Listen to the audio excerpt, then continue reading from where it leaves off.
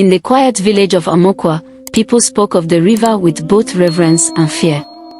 It was said to be alive, a place where spirits danced under the moonlight and unseen forces stirred the waters. Wise elders warned the young never to linger there at dusk or after dark. But like most warnings, these words often fell on curious ears. Ada was a girl of 17 with a heart full of adventure. She was strong and restless, the kind of girl who would climb trees or wade into streams just to see where they led. Her mother, Mama Ada, loved her fiercely but often worried that Ada's free spirit would one day bring trouble. It was late one evening when the trouble began. Ada. Mama Ada called from inside their small mud hut, her voice sharp and urgent. The water pot is empty again. Go to the river and fetch some water before night falls completely. Ada, who had been playing with her younger brother outside, frowned. She glanced at the sky, where the sun was slipping away behind thick clouds. Mama, can't it wait till morning? The river is. I said go. Mama Ada snapped. Don't make me say it twice. There was no arguing with Mama Ada when her tone turned like that. Ada sighed, grabbed the clay pot from the corner, and set off down the familiar dirt path toward the river. The path to the river was a short but lonely one, especially in the fading light. The trees flanking the trail seemed taller at this hour, their shadows stretching like dark fingers across the ground. The evening was quiet except for the hum of crickets and the distant sound of frogs croaking from the riverbanks. Ada walked quickly, clutching the clay pot tightly in her hands. Her bare feet moved swiftly over the cool, dusty earth. She wasn't scared, at least, that's what she told herself. She had fetched water from the river countless times, though usually in daylight. As she neared the river, the faint gurgling of the water grew louder, filling the silence. The moon, hidden behind clouds, offered only a sliver of light. The river looked different tonight, darker, deeper, and somehow alive. Ada knelt at the water's edge, setting the clay pot beside her. She dipped the pot into the water, its surface rippling gently under her touch. The cool sensation against her hands calmed her nerves. She hummed softly to herself, trying to drown out the strange stillness of the night. But then something unusual happened.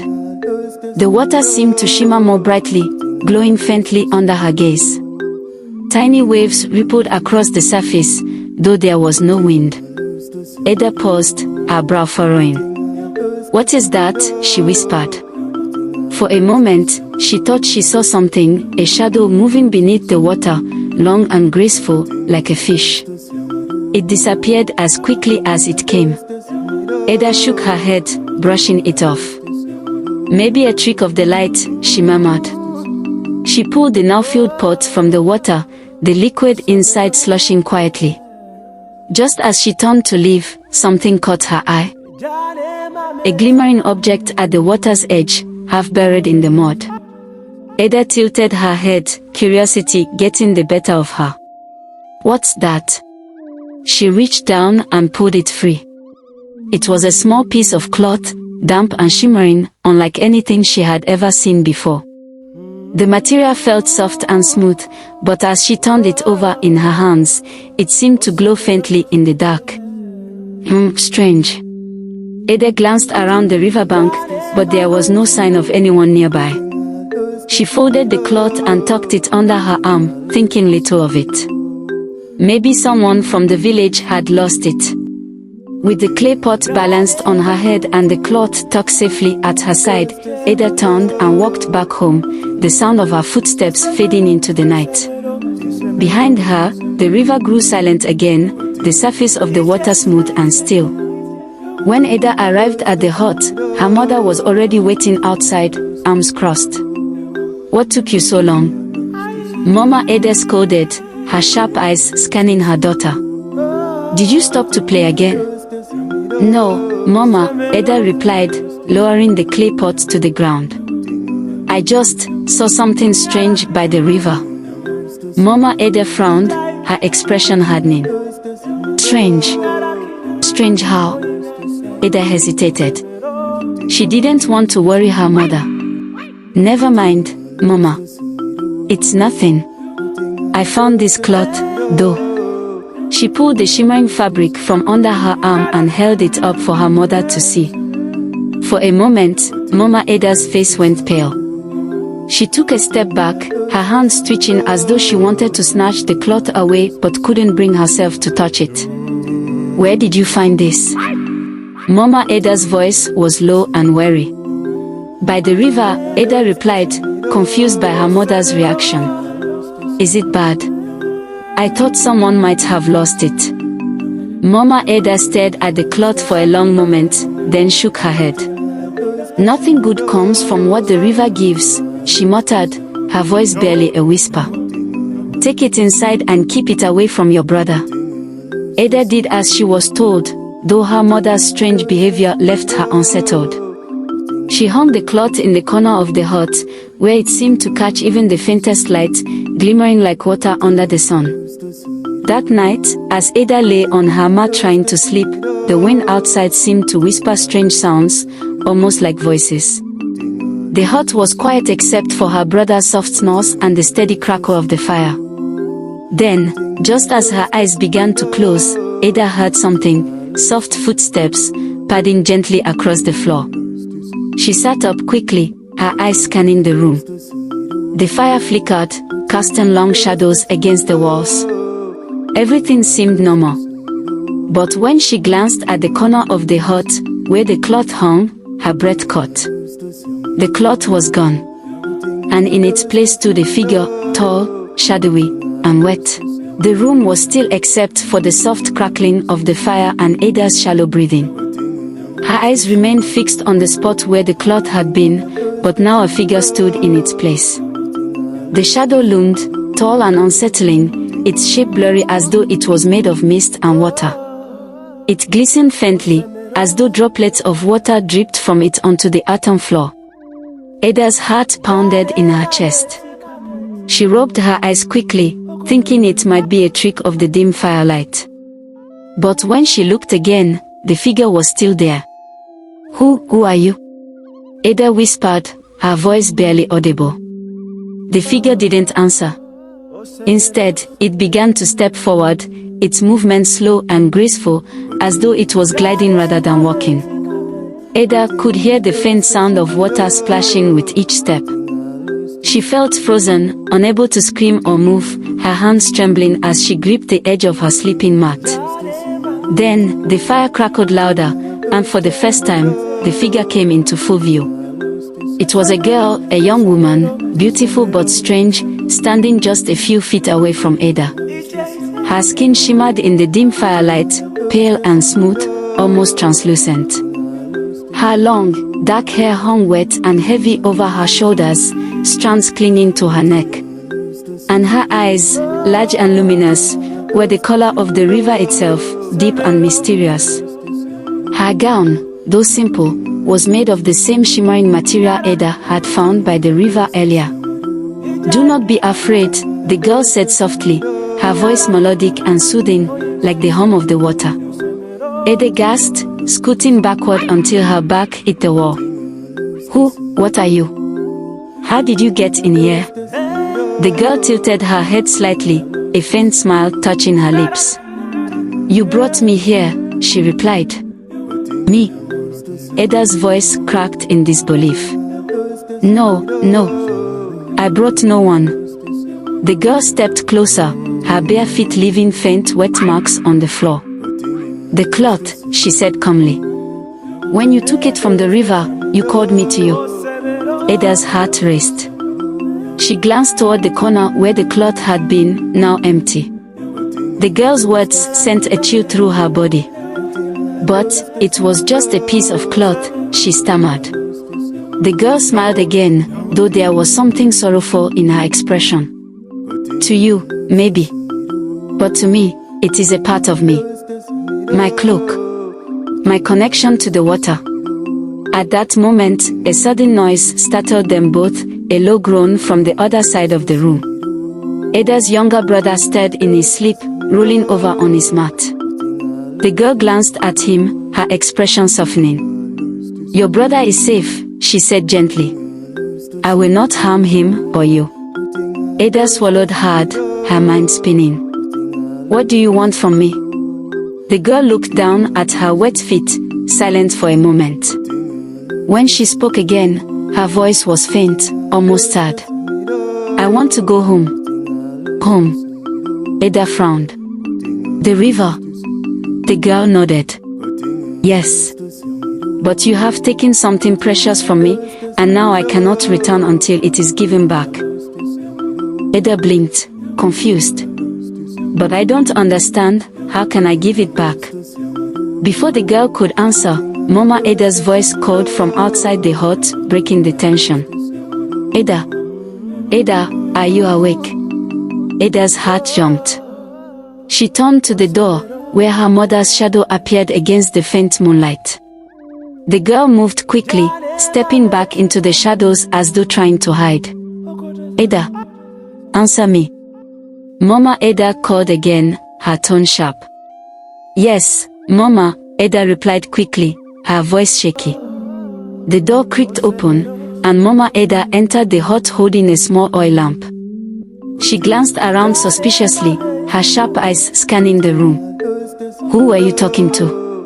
No one, Mama, Ada lied, forcing a weak smile. I was just talking in my sleep. Mama Ada frowned, clearly unconvinced. She stepped further into the room and froze when she noticed the faint wet footprints leading from the corner of the hut to where Ada sat. What is this? Mama Ada's voice grew sharp, her eyes narrowing. Why is the floor wet? Ada's heart sank. I spilled some water when I came back earlier, she stammered. Mama Ada's gaze lingered on the footprints for a long moment before she turned back to Ada. Be careful, girl. I don't want any more strange behavior from you tonight. Yes, Mama, Ada whispered. With a final suspicious glance around the room, Mama Ada turned and left, muttering something about troublesome children. Ada waited until she was gone before letting out a shaky breath. When she looked back toward the corner of the hut, the girl was gone. The wet footprints, however, remained. The following morning, Ada woke to the sound of her mother pounding yam outside the hut. Sunlight poured through the small window, and for a moment, she thought the events of the night before had been a dream. But when she glanced at the corner of the room, the footprints were still there, faint but real. And beside them, lying neatly on the floor, was the shimmering cloth. Ada stared at it, unsure of what to do. Every instinct told her to return it to the river, but something else, curiosity, perhaps, kept her from moving. Ada. Mama Ada's voice called again from outside. Go and fetch firewood before the sun gets too hot. Yes, Mama, Ada replied absent-mindedly, her eyes still fixed on the cloth. As she reached for it, she felt the faintest breeze brush against her skin, cool and damp, like a whisper from the river itself. That evening, Ada returned to the river. She had decided to take the cloth back, to rid herself of whatever strange curse it might carry. But what she found waiting at the river's edge would change her life forever. The morning sun hovered lazily in the sky, bathing the village in its warm glow. Birds chirped from the tall palm trees as children ran about, their laughter filling the air. But inside Mama Ada's hut, Ada sat quietly on her mat, her eyes fixed on the shimmering cloth in the corner. She couldn't bring herself to touch it again, not after what had happened the night before. The girl from the river, the strange visitor, had seemed harmless, but there was something unsettling about her presence. Her words kept echoing in Ada's mind, you brought me here. I cannot go home until it is returned. The problem was, Ada had no idea what to do. How could a piece of cloth hold such power?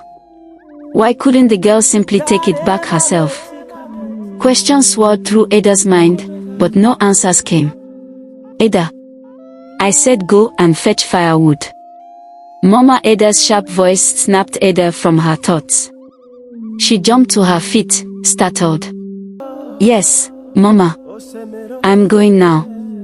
Lazy girl, Mama Ada muttered, wiping sweat from her brow as she stirred the pot of yam porridge over the fire.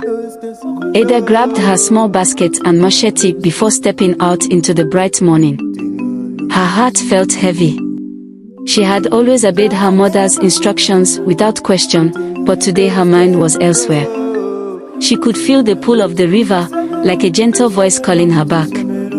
As she walked through the narrow path leading into the forest, the sound of insects buzzing and leaves crunching underfoot did little to ease her troubled thoughts. Occasionally, she would glance over her shoulder, feeling as though someone, or something, was following her. But each time, the path behind her was empty. When she reached the edge of the forest, she set down her basket and began gathering firewood. The rhythmic chop of her machete against the dry branches was soothing, and for a while, it helped her forget the strange events of the previous night. But as she bent to pick up a bundle of sticks, a sound froze her in place. Splish, splash, splish, splash. The unmistakable sound of water. Ada stood upright, her heart racing. The river was nearby, its current flowing gently over rocks and through narrow bends. But there was something odd about the sound, almost like footsteps wading through shallow water. "Who's there?" she called nervously, turning toward the source of the sound. At first, there was silence. Then a faint giggle echoed through the trees. Ada's blood ran cold. It was soft, almost musical, exactly like the voice of the girl from the night before. Slowly, Ada turned toward the riverbank, her breath catching in her throat. There, standing at the water's edge, was the girl. Her long, dark hair was dripping wet again, clinging to her pale skin like strands of silk. She wore the same shimmering gown that glowed faintly under the sunlight. Her bare feet were submerged in the river, sending ripples across the surface as she took slow, deliberate steps forward. Ada stumbled backward, dropping her bundle of sticks. "You," she gasped. The girl smiled faintly. "You didn't think I would leave, did you? What do you want from me?" Ada cried. "I told you I don't understand any of this." The girl stepped onto the dry ground, the water trailing behind her like a shadow. "I told you before," she said softly. "You brought me here. You took something that belongs to me." Ada shook her head, tears springing to her eyes. "I didn't know. I swear, I didn't know." The girl's expression softened.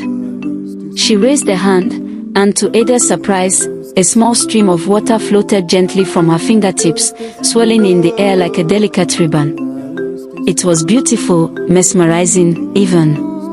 "I believe you," the girl said quietly. "But you must understand, what you took binds me to you. I cannot go back unless it is returned." Ada stared at the floating stream of water, her fear mingling with curiosity. "Why can't you just take it back yourself?" The girl's smile faded. "Because you touched it first. The moment you picked it up, a bond was formed. Only you can return it now." Ada's hands trembled. "But why me? Why not someone else?" The girl tilted her head, her eyes full of sadness. "Because you have a pure heart, Ada. The river chose you." Those words sent a shiver through Ada's body. "The river chose me." The girl nodded. "Yes. But the choice comes with a price. Until you fulfill your part, I cannot leave your side." Ada's eyes widened in horror. "What do you mean? You're going to follow me?" "I must," the girl replied calmly. "Where you go, I go. Where you sleep, I sleep." Ada stumbled back, shaking her head frantically. No, this can't be happening. What will I tell my mother? My brother? My neighbors?" The girl stepped forward, her watery footprints glistening in the sunlight. "They won't see me unless I want them to. To them, I will be nothing but a shadow. But you will always see me." Ada's knees felt weak. She sank to the ground, burying her face in her hands. This was too much, too strange, too frightening. What had she done? "Do not despair," the girl said softly, kneeling beside Ada. "I mean you no harm. I only want to go home." Ada lifted her head, tears streaking her face. "But I don't know how to help you." The girl smiled faintly. "When the time is right, you will know." The walk back to the village was a blur. Ada's basket remained half empty, but she didn't care. The girl followed silently behind her, her presence like a whisper that only Ada could hear. True to her word, the girl seemed invisible to others. As they reached the village, Mama Ada glanced up from pounding yam. "Why are you back so soon?" she asked sharply. Ada forced a weak smile. I felt sick, Mama." Mama Ada frowned. "Lazy child. Go inside and rest. I'll deal with you later." Ada hurried into the hut, her pulse racing. As she collapsed onto her mat, the girl appeared in the corner, standing silently. Her dark eyes watched Ada with an expression Ada couldn't quite understand, pity, perhaps, or sadness. "You'll get used to me," the girl said softly. Ada turned her face to the wall, squeezing her eyes shut. "I don't want to get used to you." The girl said nothing more, and silence filled the room once again. But as the days passed, Ada realized something strange. The girl wasn't just following her, she was helping her. Little by little, the girl began to reveal her power, and Ada's life would never be the same again. The days turned into weeks, and Ada's life began to change in ways she couldn't have imagined. At first, the girl's presence terrified her. She would wake up to see the strange figure standing silently at the foot of her mat, her dark eyes watching, her shimmering gown always glinting faintly even in the dim light of the hut. But as time went on, Ada noticed something odd. Good things began to happen. One morning, Ada woke up to find the smell of warm food filling the hut. She blinked in confusion, sitting up and looking around. Mama Ada was usually up early to cook, but today, the yam porridge was already simmering on the fire. "Mama," Ada called out, rubbing her eyes. Her mother turned sharply from the fire, looking as puzzled as Ada felt. "Did you do this?" Ada shook her head, her eyes wide. "No, Mama. I don't know who." But she stopped herself. The girl. It had to be her. She glanced at the corner of the hut where the girl often appeared, but the space was empty. Still, Ada could feel her presence, like a faint whisper in the air. Mama Ada frowned but shrugged it off. Maybe the gods favored me today. Go and fetch water before I change my mind about that lazy streak of yours." Ada nodded quickly, grabbing the calabash. As she walked toward the stream, her mind raced. Why was the girl helping her? Wasn't she angry about being trapped here?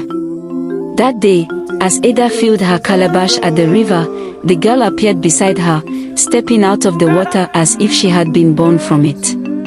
Her gown clung to her pale form, sparkling like 1,000 tiny stars. "You cooked for us, didn't you?" Ada asked quietly, her voice trembling. The girl tilted her head, a faint smile on her lips. "You needed help. Why are you helping me?" Ada pressed. "You said you couldn't leave until I returned what I took. Why do all these things for me?" The girl stared at her, her dark eyes unreadable. "Because I owe you." "Owe me?" Ada blinked in confusion. "How can you owe me when I'm the one who caused all this trouble?" The girl turned to look at the water, her voice soft. "You brought me out of the river. That alone is a gift. Even if you did not mean it." Ada stared at her, her brow furrowed. "I don't understand." "You will," the girl replied simply, turning back toward the water. Soon. As the days passed, more strange things began to happen. Mama Ada's crops, which had been struggling for months, suddenly flourished. The cassava leaves grew greener, the yam vines stronger, and soon the farm was the envy of the entire village. Neighbors began whispering about Mama Ada's good fortune, wondering if she had been visited by the gods. But only Ada knew the truth. The girl had helped. She had seen it with her own eyes. One night, as she lay awake, she heard faint whispers outside the hut. Peeking through the cracks, she saw the girl walking barefoot through the fields, her hands trailing along the plants. Wherever she touched, the leaves seemed to shimmer, as if kissed by moonlight. By morning, the plants looked healthier than ever. But the girl's powers weren't the only thing drawing attention. One evening, as the sun dipped low in the sky, Ada was sent to the market to sell some of Mama's cassava. She carried her basket on her head, her feet kicking up dust as she walked through the narrow village paths. When she arrived, the market was bustling. Traders shouted prices, women haggled for bargains, and children weaved between stalls, laughing and chasing each other. But as Ada set her basket down, she felt it again, that pull. Somewhere close, the girl was watching her. She turned sharply, her eyes scanning the crowd. And then, she saw her, standing just beyond the edge of the market, half hidden in the shade of a tall tree. She was still wearing the same shimmering gown, her dark hair flowing down her back like a river. But something was different. People were noticing her. A group of men nearby whispered among themselves, pointing at the girl. A trader muttered a quick prayer under his breath, his eyes darting fearfully in her direction. Others seemed drawn to her, their eyes fixed on her glowing form, unable to look away. Ada's heart pounded. This wasn't good. What is she doing here? She hissed under her breath, marching toward the girl. When she reached her, she grabbed the girl's arm. You can't be here. The girl tilted her head, her face calm. Why not? I was curious. I wanted to see what you call market. People are looking at you. Ada whispered fiercely. They know something isn't right. The girl smiled faintly, glancing toward the men still staring. They don't see me as I am. To them, I am only a shadow, a story they can't quite believe. Well, it's dangerous. Ada insisted.